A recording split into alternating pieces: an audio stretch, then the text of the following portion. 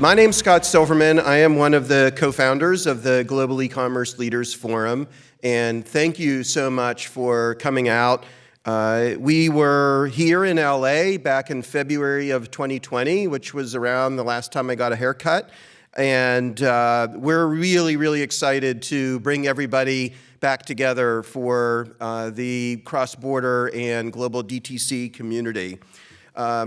These events, I think, are always really important. Information sharing, learning, networking, I think, are things that are very valuable at any time. I think, in particular, they're especially valuable for cross-border and global DTC. And the reason is a multiplier effect. So in just looking at domestic e-commerce, you're thinking about optimizing things like marketing and customer experience and fraud prevention and logistics. And when you're doing it on a global scale, you're doing all of those things, which are not easy to even do domestically, for every single market that you're in, and they're all a little bit unique. And that's why we have these kind of events. There's a lot to talk about, and it's constantly changing and evolving. So I'm excited for the day. My two other co-founders, Ken Allen and Jim Okamura, constantly have their ear to the ground in terms of what's going on and have built a great program to cover a lot of ground today. We'll be looking at things like new global shopping journeys, the cross-border eco boom, evolving go-to-market strategies for global DTC. We'll have an update on Asia-Pacific e-commerce. We'll also look at some other markets like Canada, and we're going to continue, helping you continue to navigate through all of the logistics challenges that are going on in the world right now. And we'll even, the metaverse has even come to global e-commerce, and we'll be looking at that as well. So, in addition to all of the content and information that comes from the stage, there are so many other opportunities for everyone to connect and network, learn, and from all of your fellow e-commerce leaders that are here today. We have one-on-one meetings, so thank you all for being a part of those. There's networking breaks, lunch, there's a executive meetup, what we're doing at the end of the day. And we're also filming, so we're going to be capturing a lot of the content, so please check out the Global E-commerce Leaders Forum on YouTube. I want to thank all of our sponsors for supporting our event. Guelph could not do this without their involvement and support, and quite frankly, they're really a critical resource for all of the retailers and brands who are depending on them to power and enable all of the different functionality, all the things that need to get done to grow your business in terms of cross-border and global DTC. So I want to give a special thank you to Global E for being our Platinum Elite sponsor this year. Also, a quick shout out to our friends at Passport. They're hosting a get-together at Guelph, or after Guelph, at the Den in West Hollywood. So if you're interested in continuing the networking conversation, feel free to stop by there in the exhibit area, and maybe you can learn a little bit more about what they're doing as well. So please, by the way, just make some time during the break to talk to the different sponsors and learn what they're doing, how they might be able to help you. There's a whole host of different products and services from logistics, global e-commerce platforms, fraud prevention, payment, everything that is all required for global e-commerce. So we are a community, and we like to bring content to everyone, especially today in this concentrated form, but we like to make it available throughout the year. So one of the areas where we have a Twitter account where we're posting news and different information. There's the Guelph Tech Talks podcast. So you can find that on Apple or wherever you get your favorite podcasts. And I want to give a special thank you to Rick Watson. He is our podcast host, so he's going to be interviewing a number of attendees and collecting some insights that are going to be released on the Guelph podcast shortly after the event. So quick also plug for our next event, which is going to be Thursday, September 29th in New York City. That's Guelph, New York, 2022. We hope you will, after you enjoy everything here, will maybe come and join us in New York as well. And lastly, I want to give a big thank you to Bree and Nell and the rest of the team that's all working behind the scenes to help make this event go smoothly, to make sure you all are fully caffeinated and have good food and get registered easily and smoothly and all of that stuff. So thank you, big thank you to the team working on the event. So with that, I want to turn things over, get started with the content to my two co-founders, Kent Allen and Jim Okamura. And again, thank you all for coming out and looking forward to a great day. All right, thanks, Scott. So yeah, as Scott mentioned,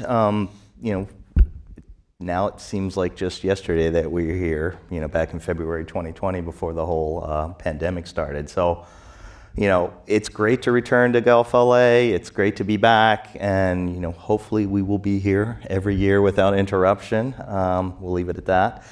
It's been interesting talking to all the global e-commerce leaders, and part of the fun of the event is interviewing our speakers, getting an understanding of what's the state of cross-border. We're talking a lot more about global direct-to-consumer now. So I put together this little, I guess you call it a word cloud or something like that, because I was noticing it's like every word began with re, and you think back when Guelph started, it was really coming out of the Great Recession. And now we're at this Great Resignation. So today we'll talk a lot about what are the impacts of building teams as you've got so many people moving around. As I mentioned, we're hearing people are revisiting cross-border e-commerce. As Scott mentioned, there's been an echo boom that we see, but at the same time, there's plenty of headwinds and constraints. On the life-work balance side, that's another topic that's come up. So it's been interesting, whereas a lot of times in the past we talk a lot about China and LATAM growth rates and things like that. We'll talk a little bit more about what's it really take to get the team up and going. In the first session, we'll talk a little bit more about that. We're talking about people reprioritizing their international markets. They're refocusing in many cases on their first tier markets. So a lot of times we talk about that at Guelph. The first push tends to be those English-speaking markets. So we'll spend the afternoon talking a lot about reinventing global logistics. That's probably, Jim, one of the biggest topics that we've heard. No surprise to anybody here. And as Scott mentioned, the supply chain is not something that we've talked a lot about at Guelph. Huge part of the conversation. So real quickly, I want to give a shout out to the opening panel who will join us here in about 5 minutes. Kelly, Zach, Elizabeth, Angela, it's been awesome talking to them and pulling them together. So, the real takeaway from this one is, leadership is as important as ever. And again, these conversations that we've been having, how do you lead a global team in these, challenging times, to be quite honest? And what are all the lessons we've learned from collaborating on Zoom? So we'll talk a little bit more about that in the opening session. Zach is joining us from Public Rec. He's one of our first-time speakers, and they shared some of this data with me. And again, what we're seeing is, really strong growth rates, but we're also seeing that focus on UK, Canada, Germany, Australia. The core proven markets are where people are kind of coming back out of the pandemic and doubling down in some cases. Yet at the same time, the push into the Middle East, the traditional Nordic region, for instance, all of these are areas where we'll spend the day just talking about, what makes sense where, how are people reprioritizing their markets. As I mentioned earlier, this is a kind of a famous quote from General Bradley. A lot of times we lead the day off with strategy, so I guess we're kind of amateurs in the morning, but we're going to get professional in the afternoon. We'll spend a lot of time talking about logistics. We're thrilled to have Casey and Pablo and Hamed and Brian join us. So we'll probably talk more about logistics and supply chain issues than we ever had at a Guelph before. So we're really looking forward to those conversations. And as Scott mentioned, please feel free to push those conversations out into the foyer. Keep the conversations going all day. Jim, I'm going to let you finish up. Sure. So we, just some data from our friends at Commerce Next, with whom we co-located our Guelph, New York last September.